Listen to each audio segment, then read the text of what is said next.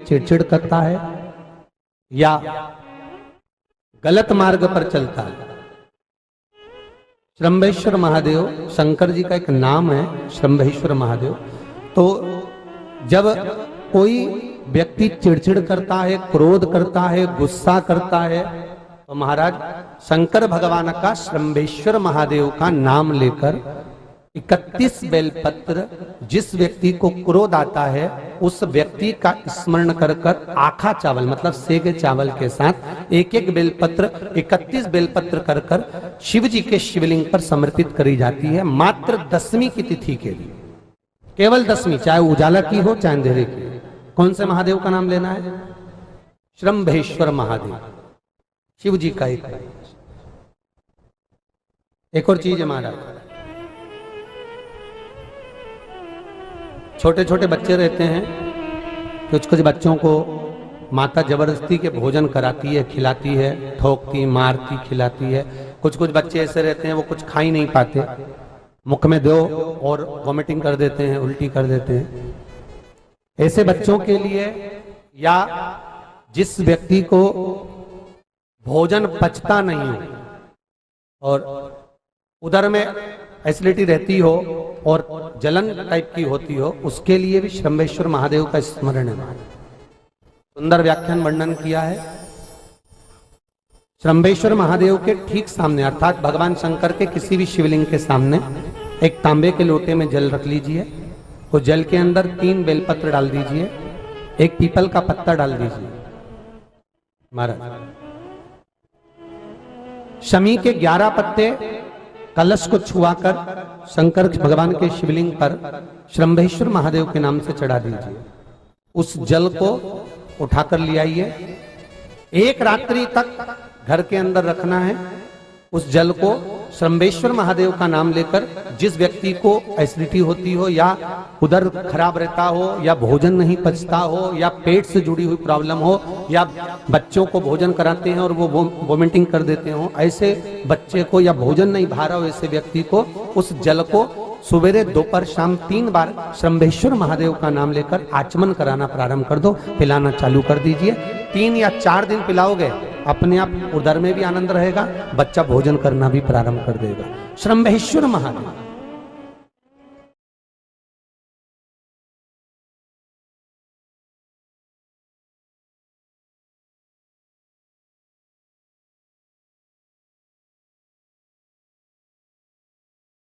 में लिखा है, जग में रहो तो ऐसे रहो जैसे जल में कमल का फूल रहे। कीचड़ कमल के पुष्प पर नहीं लगना चाहिए। कीचड़ अगर कमल के पुष्प पर लगेगा तो श्रेष्ठ होगा क्या? नहीं। संसार में रहो मना नहीं है, ये झूठे संसार में हमें रहना पड़ेगा, परिवार में हमें रहना पड़ेगा, कुटुंब कबीले में हमें रहना पड़ेगा, सारे परिवार में तुम रहो, पर एक बात का ध्यान रखकर रहना कि हमें संसार में रहना, पर संसार का कीचड़ हमारे ऊपर नहीं लगना चाहिए। कोई तुमसे कह दे कि इससे कोई घर छूटे, इससे कोई परिवार छूटे, के रखना 2 मिनट में छोड़ दूंगी, 2 मिनट में। तो कहां जाएगी छोड़ के? तो चिल्ला के मैं तो वृंदावन चली जाऊंगी, ने मथुरा चली जाऊंगी, ने गोवर्धन चली जाऊंगी। काय के लिए जाए? वहां कोई संत मिलेगा, उसकी शरण में चली जाऊंगी। आप लोगों की जो विचार दृष्टि है ना, यही है। बोलो सही है कि गलत है? कोई संत मिले, कोई साधु मिले, कोई तपस्वी मिले, उसकी शरण में जाऊंगी। पर शिव महापुराण तो स्पष्ट मना करती है। शिव महापुराण की कथा कहती है, तुम संत के ढूंढने के लिए वृंदावन काय को जाओ, तुम संत को ढूंढने के लिए मथुरा काय को जाओ, तुम संत को ढूंढने के लिए हरिद्वार काय को जाओ, तुम संत को ढूंढने के लिए मां काशी काय को जाओ, तुम संत को ढूंढने के लिए सीओर काय को आओ। तुम तो अपने घर में कोई ऐसा संत पैदा कर दो कि दुनिया तुम्हें ढूंढती हुई आए। तुम काय को जा रहे हो किसी संत की शरण में? संत अपने घर में पैदा होना चाहिए।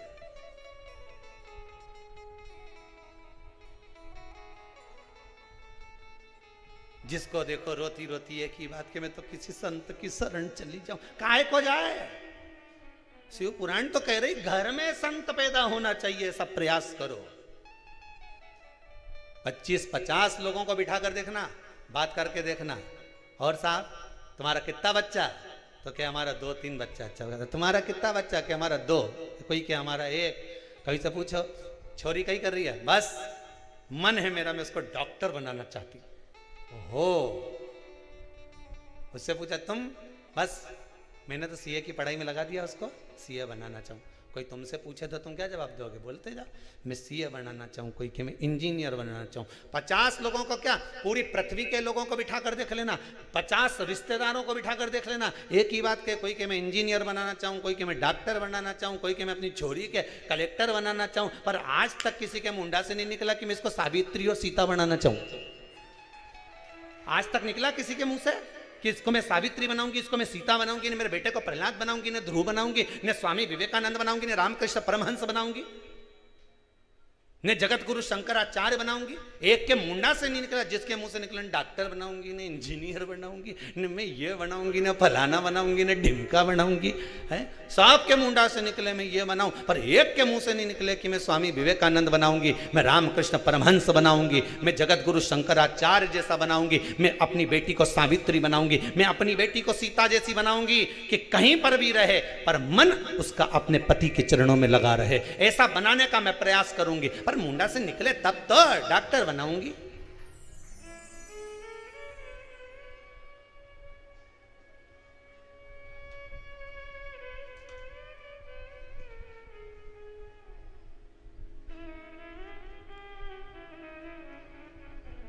सबको धन दिख रहा है, इंजीनियर बनेगा मेरा बेटा तो खूब जम के बोलो कमाएगा, डॉक्टर बनेगी मेरी बेटी खूब कमाएगी, सीए बनेगा मेरा बेटा खूब कमाएगा,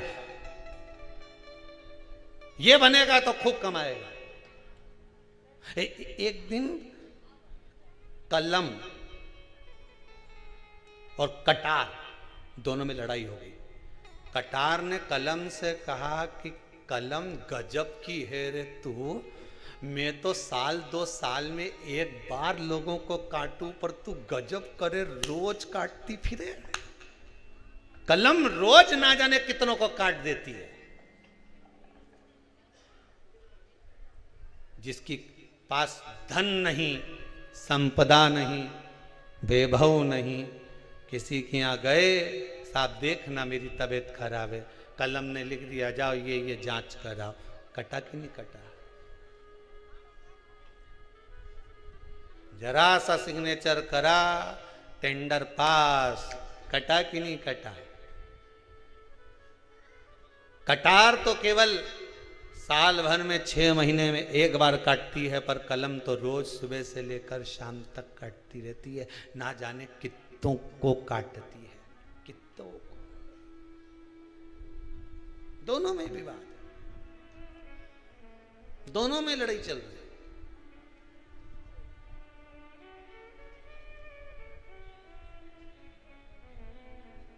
अपने बच्चों को स्वामी विवेकानंद बनाने का प्रयास तो करो। हम फिर निवेदन करेंगे बच्चों को डॉक्टर बनाओ, इंजीनियर बनाओ, सीए बनाओ, कलेक्टर बनाओ, एसपी बनाओ, डीएसपी बनाओ, तुम्हारी मर्जी, पड़े छोरा के मंत्री संतरी कलंतरी जो बनाना हो सब बनाओ। पर निवेदन है अपने बच्चों को सबसे पहले संस्कारवान बनाओ। बेटा डॉक्टर बन जाएगा, क्लिनिक छोड़ कर नहीं आएगा, ने डोकरी तड़प तड़प के मर जाएगी, पड़ोसी का बेटा उन संभालेगा।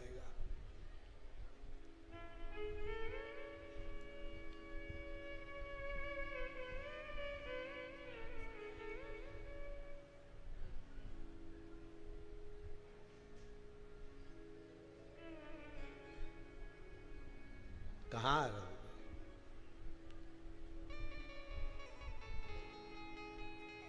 कहाँ